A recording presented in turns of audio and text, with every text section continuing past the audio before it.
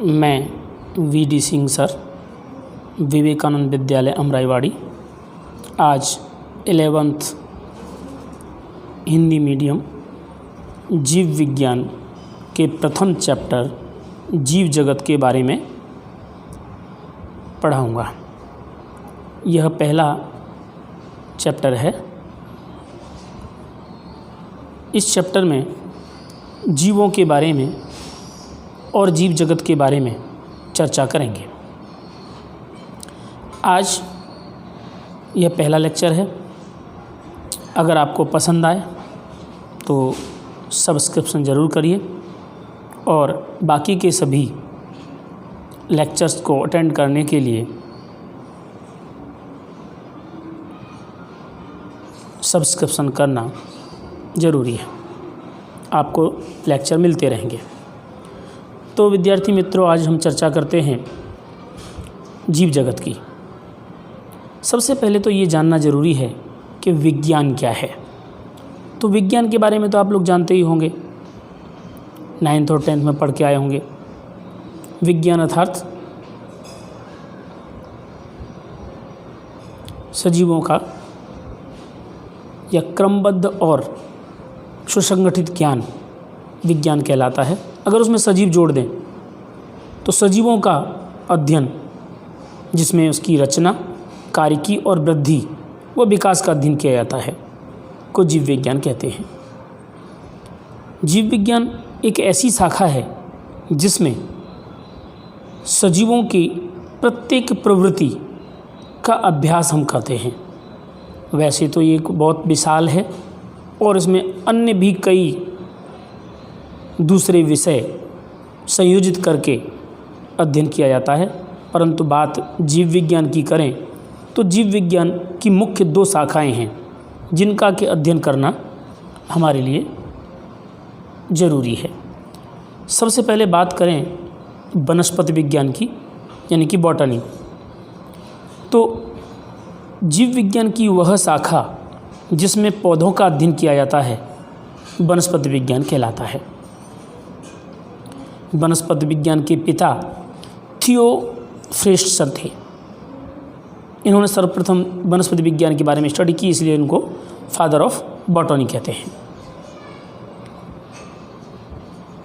अगर बात करें जंतु विज्ञान की, तो जंतु विज्ञान में जीव विज्ञान की वह शाखा जिसमें प्राणियों का अध्ययन किया जाता है उसे जंतु विज्ञान कहते हैं। जंतु विज्ञान के पिता अरस्तु को प्राणी विज्ञान का पिता कहा जाता है, फादर ऑफ जूलॉजी। और अगर पूरी जीव विज्ञान की बात करें तो पूरी जीव विज्ञान के पिता लेमार्क थे। लेमार्क ने जीव विज्ञान शब्द दिया था। अब आगे हम चर्चा करेंगे सजीवों के गुणधर्मों की। सजीव क्या है और क्या उसके अभिलक्षण हैं। जीव क्या है? कोशिकाओं का बना संगठित शरीर, संगठित मतलब सारी चीज़ों को मिलाकर, जो आंतरिक एवं बाह्य वृद्धि दर्शाता है। बाह्य वृद्धि तो बहुत सारे सजीव दिखाते हैं, बहुत सारी चीज़ें भी दिखाती हैं, परंतु आंतरिक एवं बाह्य वृद्धि दर्शाए, जिसमें चेतना हो, विकास करने की क्षमता हो एवं अपने जैसा प्रतिरूप बनाने की क्षमता हो, उसे जीव कहते हैं। जीव होगा तो जीव जरूर उत्पन्न करेगा। अगर वो जीव उत्पन्न नहीं करता तो भी जीव नहीं है। इसलिए इन तीनों लक्षणों को यहाँ पर समेकित किया गया है। चेतना, विकास करने की क्षमता और अपने जैसा सजीव बनाए, उसे जीव कहते हैं। अगर हम सजीव के वास्तविक लक्षणों का अध्ययन करें तो सजीव के वास्तविक लक्षण वृद्धि, प्रजनन, पर्यावरण के प्रति संवेदना एवं उसके प्रति अनुकूलन करना सजीवों का मुख्य लक्षण है। इसके अलावा भी कुछ और लक्षण होते हैं जो सजीव ही कर सकते हैं और कोई सजीव नहीं, और कोई नहीं। उपरोक्त लक्षणों के अलावा कुछ ऐसे लक्षण जैसे उपापचय। उपापचय मतलब हमारा शरीर खाना खाता है, पचाता है, उसको शोषण करता है, एटीपी मुक्त करता है, शक्ति मिलती है और कार्य करते हैं, वो है उपापचय। स्वयं की प्रतिलिपि बनाना मतलब प्रजनन करना, अपने जैसे सजीवों को उत्पन्न करना। अगर अपने जैसे सजीव उत्पन्न न करे तो सजीव संभव ही नहीं है, अगली पीढ़ी बनेगी ही नहीं। अपने जैसे सजीवों को उत्पन्न करना प्रत्येक सजीव का लाक्षणिक गुणधर्म है। स्वयं को संगठित करना यानी अपने शरीर को संगठित करना, हर चीज़ उसके पास होनी चाहिए। प्रतिक्रिया करना मतलब पर्यावरण के प्रति, अन्य सजीवों के प्रति प्रतिक्रिया करना। उद्गम भी सजीवों के लक्षणों में जोड़ सकते हैं, ये भी सजीवों के लक्षण हैं, ये गुण लक्षण हैं, ये मुख्य लक्षण हैं, ये तो होने ही चाहिए, लेकिन साथ में ये लक्षण भी उनके अंदर पाए जाते हैं। सजीवों के लक्षणों का विस्तार पूर्वक अध्ययन अगर हम करें तो सबसे पहले यहाँ हमने वृद्धि देखा, तो वृद्धि के बारे में बात करें तो सजीवों के वजन एवं आकार में होने वाली बढ़ोतरी द्वियुग्मी लक्षण है। द्वियुग्मी मतलब सजीवों का वजन और आकार ये दोनों बढ़े तो ये लक्षण वृद्धि का है। बहुकोशी सजीव कोशिका विभाजन द्वारा वृद्धि करते हैं। एक कोशिका से दो कोशिका, 2 से 4, 4 से 8, 8 से 16 बनती चली जाती हैं और सजीव वृद्धि करता है। प्राणियों में वृद्धि सीमित होती है, जैसे कि मनुष्य है 18 या 19, 20 वर्ष की उम्र तक उसकी लंबाई जितनी बढ़नी होती है बढ़ जाती है, उसके बाद में नहीं बढ़ती, अर्थात प्राणियों की वृद्धि सीमित होती है। कुत्ते का आकार का होता है, हाथी के आकार का होता है, यानी कुत्ता कभी वृद्धि करते करते हाथी जैसा नहीं बन सकता। वनस्पति में यह वृद्धि असीमित होती है। एक छोटा सा नीम का पौधा बढ़ता ही रहता है, जब तक वो मर नहीं जाए, गिर नहीं जाए, तब तक वो वृद्धि करता ही रहेगा। जैसे कि बरगद का विशाल वृक्ष जो बोधगया में है, 5 एकड़ जगह में फैल चुका है, अर्थात उसकी वृद्धि असीमित और जीवन पर्यंत होती रहती है। जब तक जीता है तब तक वृद्धि होती रहती है। दूसरी बात करें एक कोशी सजीवों की, तो एक कोशी सजीव भी वृद्धि करते हैं कोशिका विभाजन द्वारा, संख्या में वृद्धि करते हैं। जैसे अमीबा है, अमीबा विभाजन करेगा समसूत्री विभाजन द्वारा और 2 अमीबा बना देगा, तो ये संख्या में वृद्धि हुई, इसको संख्या में वृद्धि बोलेंगे। इस प्रकार से वृद्धि सजीवों का एक अभिलक्षण है। परंतु कुछ निर्जीव भी वृद्धि करते हैं, जैसे कि रेती का टीला, पर्वत, गुलास्म मतलब जो क्रिस्टल होता है, फिटकरी के पानी में डाल दो तो उसको बढ़ता रहता है, रेती के टीले। परंतु ये वृद्धि सतह पर पदार्थों के एकत्र होने से होती है।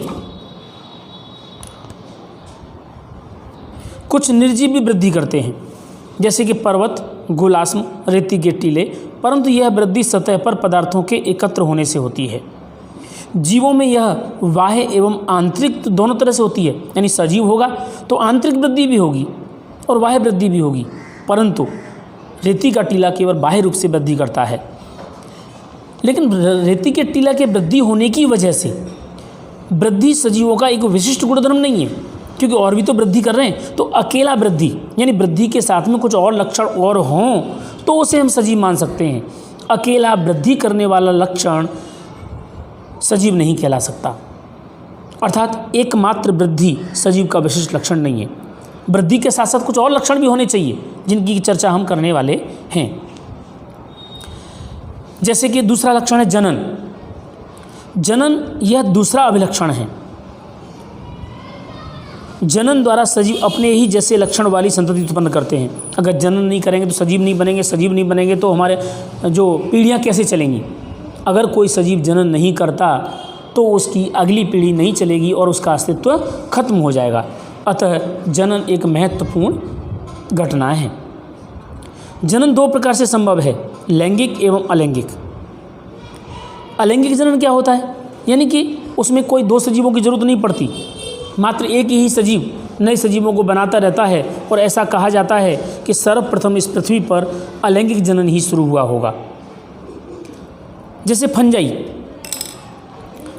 में अलैंगिक बीजाणु द्वारा होता है। बीजाणु बनते रहते हैं और निकलते रहते हैं। जैसे कि मान लीजिए ये पेनिसिलियम है, इसमें से बीजाणु निकला, ये बीजाणु बड़ा हुआ और अलग हो गया। फंजाई में से इस तरह से होते रहते हैं।